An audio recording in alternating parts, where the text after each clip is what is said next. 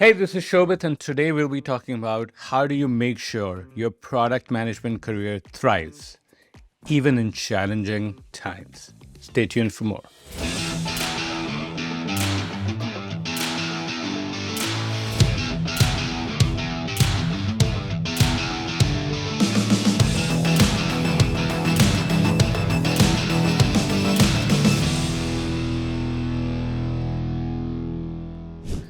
It's a fact. More often than not, we are facing some sort of challenge in our career, and recently there seems to be just a plethora of challenging times. So let's begin. End of 2019, beginning of 2020, COVID hit. People just stopped hiring. There's like dramatic drop in hiring as companies try to figure out how am I going to make things work.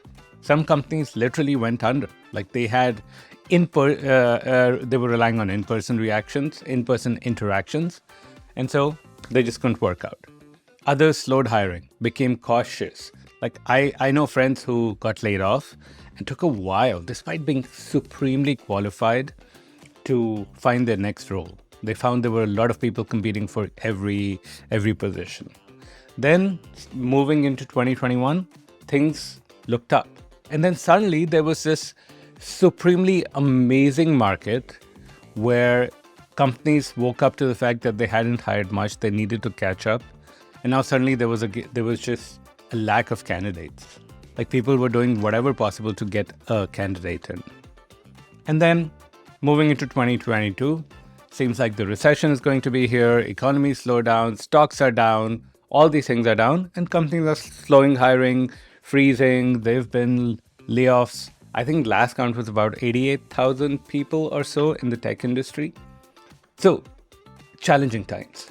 The core question you must answer, well, the fact is that when there's a storm, that's when the chinks in the armor really show up. That's when you really start to know where are there gaps in your knowledge, your skills, your positioning yourself, your ability to interview, your ability to sell yourself, you figuring out really what makes you unique. All those chinks really show up.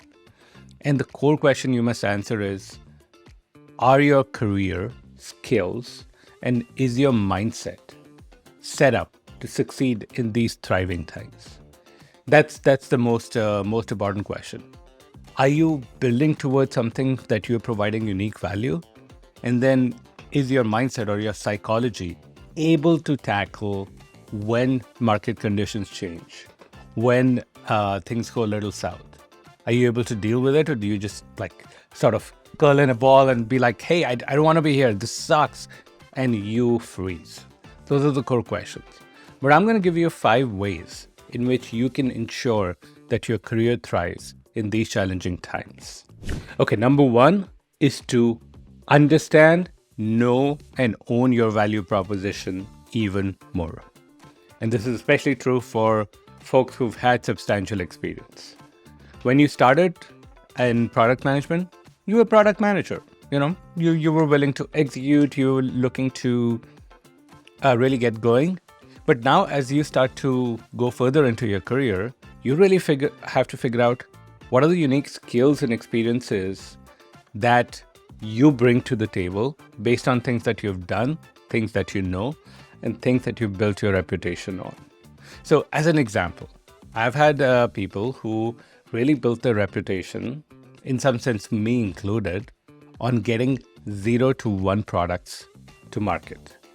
They were really good at figuring out initially what's the customer value proposition. They were really good at figuring out what are the initial pain points that our customers will pay for with money or pay for with usage, their time, their attention, and then rally a team around a vision and bring that product to market. Others were expert in domains, cybersecurity. I know the space. I've been working on it for so long. Any problem I can probably understand, explain, know the background of, know the customer pain points, and I have a network of people that I can go out to. Other people were just amazing leaders and coaches. give them a team to build, a team to take from just performing to like outstanding, they could do that. So you have to understand what is your unique story, your unique value proposition that you bring here. What's your positioning? And in case of these unique times, you have to do two things. One, you have to actually focus down and really own that. But at the same time, you also have to be creative in the skills that you bring to the table. So just an example, one of my clients that, was like, hey, I'm just a specialist in e-commerce. This is what I bring. This is what I do. But when we really dug into the experience, what we found is that their experience is not limited to e-commerce. Sure, they worked at e-commerce companies, but they're just an excellent B2C product manager.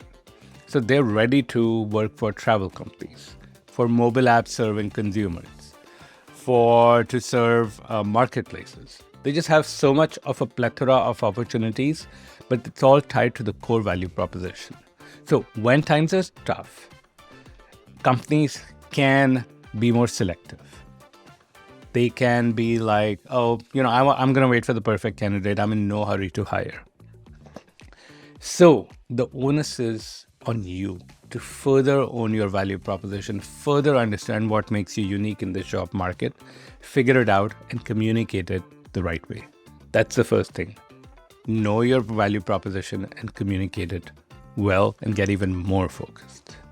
Second part, focus on building as well as leveraging your network even more. This is the time to strengthen relationships, not to let them go because you're so focused on your work and you're worried about things not working out for you. See, when times are tough, what I found consistently is people who had strong networks or the ability to reach out to people without having a network with them, they outperformed by a much greater degree than people who were sort of just relying on, I'm a self-made person. I'm going to go do everything on my own. I'm not going to ask anyone for help. I'm not going to ask anyone for favors. Reciprocity is one of the most important things that our society lives on. It's a feeling that, hey, if I went and did something for you, I can count on you to do something for me. So I can do favors for you without any problems because I know at some point in the future, it will be repaid. If you need any proof of that, you should really read Robert Cialdini's book, Influence. The number one principle there is reciprocity. So what does that mean? Well, this is the time where you'll use your network and also focus on building it more. Do things for others. When you do things for others, they owe you favors, not in the very transactional sense, but in the larger sense, they're like, hey, this person helped me out, so I'll forever help them out. That's what it's more important to build your network, and you should build your network both at your current company as well as outside. Why current company? Outside is clear when you want to find a new job. The current company, look, ultimately for you to advance and even to stay in tough times, there's other people that are going to be making decisions for you. And those other people don't make these decisions by themselves. They ask around. They figure out what's the reputation of this person. So you not building your network, it basically means you're not managing one of the most important things that you have, which is your reputation. So focus on building your network even more. Okay. Next one is that you should focus on adding value even more. So first thing you add value to is your job. This is the time where, first of all, the basics of your job, the execution, has to be solid. You need to make sure you're driving results. You make sure you're delivering day-to-day value for the company. And then at the second time, you can start to become that thought leader, especially thought leader on how should your company deal with these challenging times. If something is happening that is worthy. So if recession is slowing sales down or something else like that happening, be a thought leader. How do you get ahead in this time? Easy to freeze, much harder to innovate during these times and figure out how do you get ahead. So those are the two areas that you must add value. And look, it's actually a great time for you to add more value than your peers, because most people, what they'll end up doing is they'll end up starting to freeze. They're looking at news, they're looking at other things. They're like, oh shit, I don't know what's happening to this company. Maybe I should start looking. No, maybe I should focus more. And they can do both. Most of the challenges we have in our lives, we can actually tackle them pretty easily. The problem is that we keep telling ourselves these stories in loops that things are not working, oh shit, and you're fighting with yourself. In some sense, you're fighting with your own mind. And that's what slows us down. So if you can overcome that piece, you can actually focus on adding a lot of value to both your company and then also to your network, to other people, to new companies that you might want to go work at. It's just a perfect time to figure out how to add more value. Next one, focus on your psychology and mindset as much at this time as you do in good times. During this time, if you notice, during any sort of challenging times, one of the things that goes up is people's consumption of news. And the reason is that our mind is hardwired to focus on the negative.